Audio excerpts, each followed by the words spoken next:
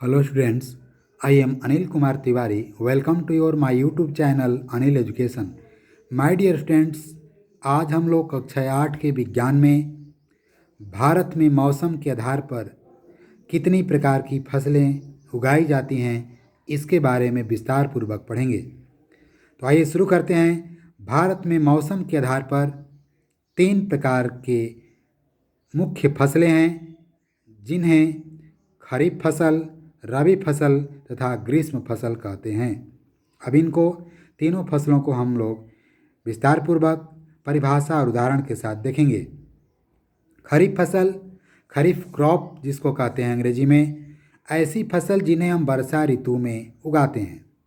My dear students, आप देखे होंगे धान ऐसा फसल है जिसको अधिक पानी की आवश्यकता होती है, यानी कि वर्षा ऋतु में उगाया जाता है।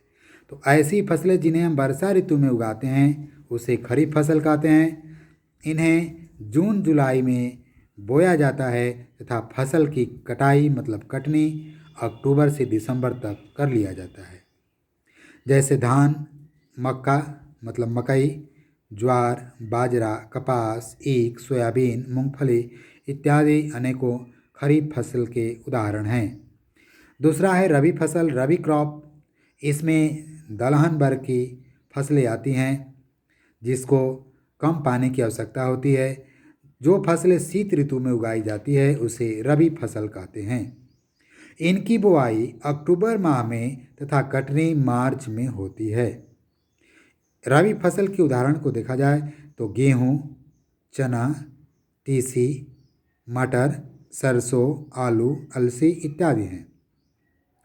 मौसम के आधार पर जो तीसरा फसल है उसे ग्रीष्म फसल या जायद फसल भी कहते हैं। अंग्रेजी में इसको समर क्रॉप बोलते हैं। माय डियर फ्रेंड्स, इसको हम लोग परिभाषित करेंगे कि इन फसलों को ग्रीष्म ऋतु में लगाया जाता है।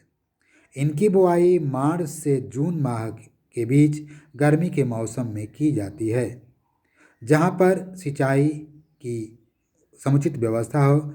वहाँ पर सब्जियाँ, आलू इत्यादि भी ग्रीष्म फसलों के रूप में उगाया जाता है।